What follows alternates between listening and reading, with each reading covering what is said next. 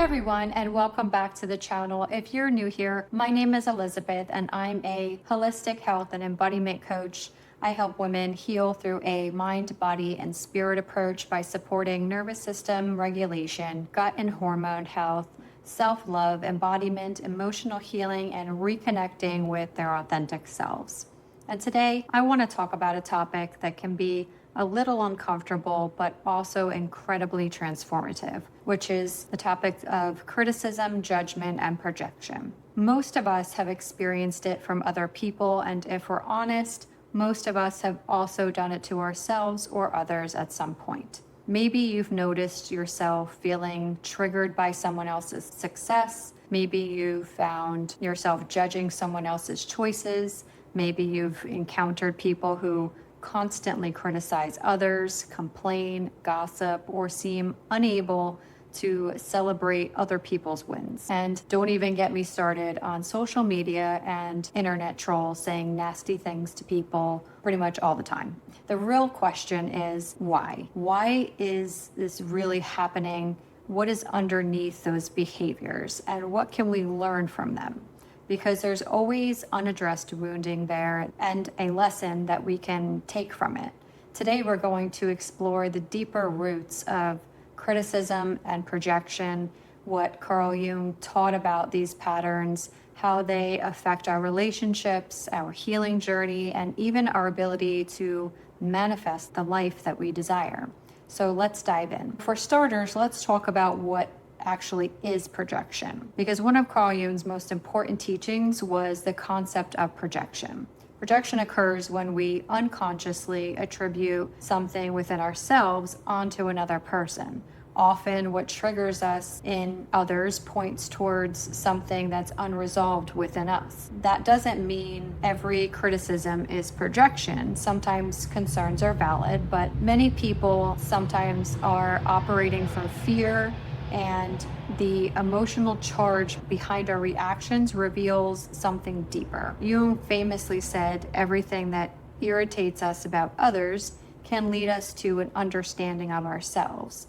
That's a powerful statement because it shifts us from what is wrong with them to what is this showing me about myself. Next time you find yourself wanting to judge or criticize another or their choices, pause and ask yourself why you even feel the need to do so in the first place. There's a hidden projection there that you may not be aware of. So next, let's discuss what criticism is often hiding, because many people who frequently criticize others are unknowingly carrying wounds such as unworthiness, rejection, shame, jealousy, powerlessness, fear of failure, fear of being seen, fear of not being enough, just to name a few.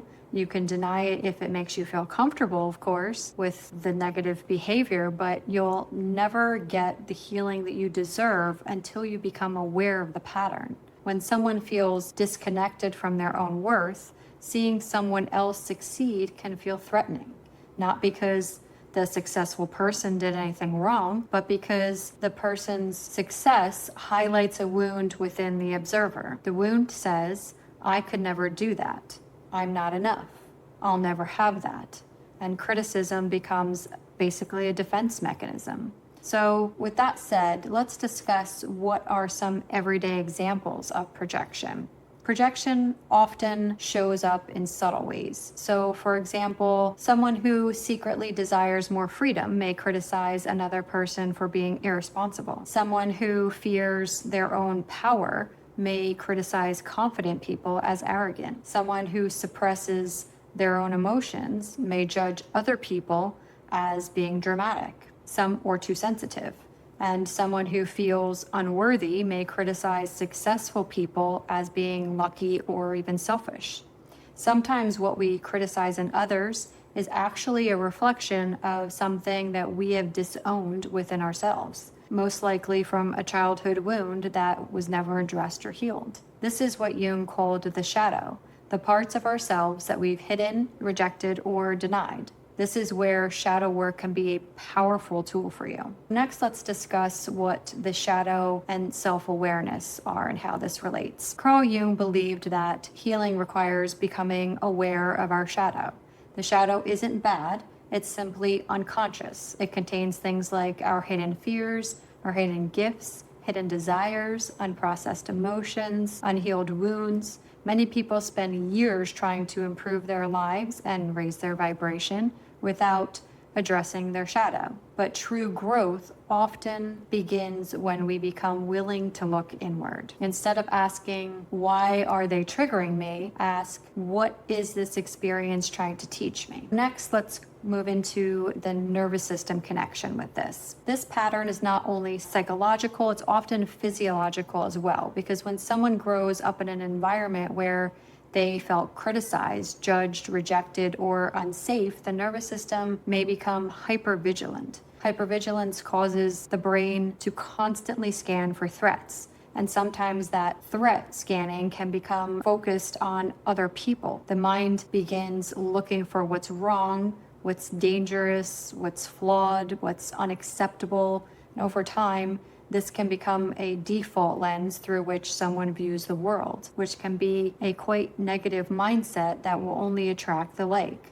But healing the nervous system helps create enough safety for things like curiosity, compassion, and openness to emerge instead. Let's next discuss how this affects manifestation, because we want to talk about the spiritual side of this, because so many people understandably want to attract the life that they desire, but don't necessarily understand that living from a lower vibration with a negative mindset or critical or judgmental behaviors can actually hinder that from becoming a reality for them. Many spiritual teachings suggest that our internal state influence what we attract and create in our lives. As I frequently mentioned on the channel before, things like the law of correspondence teaches as within, so without.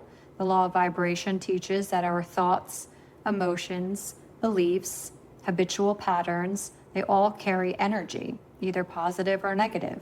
When someone spends most of their time focused on things like criticism, judgment, resentment, comparison, lack, victimhood, they remain energetically focused on what they don't want.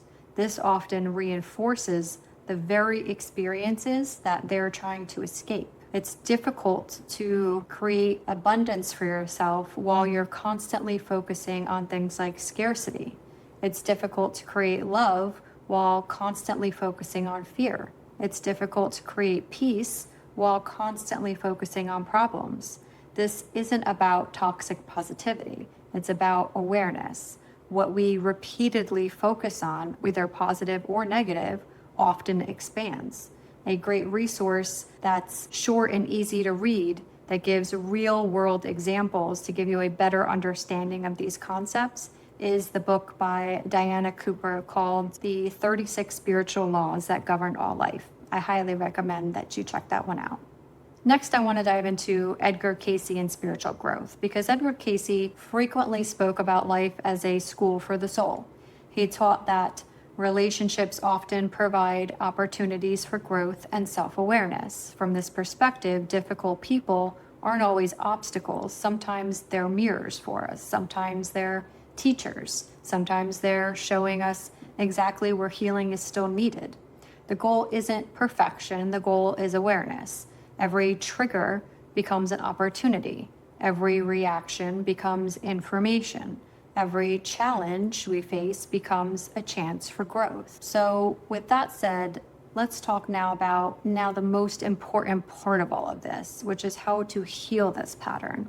If you recognize some of these tendencies in yourself, don't judge yourself. We've all criticized or judged someone else at some point in our lives, unfortunately, even if it was just ourselves. Simply become curious. Here are a few practices that you can try. Notice your triggers. Ask things like, why does this bother me? What emotion is underneath this reaction? Number 2, practice radical honesty. Are you criticizing something because it's truly wrong or because it activates something within you?